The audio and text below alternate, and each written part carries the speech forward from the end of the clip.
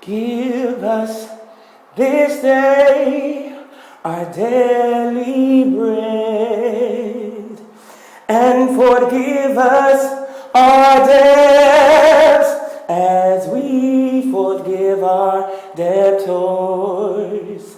And lead us not into temptation, but deliver us from evil.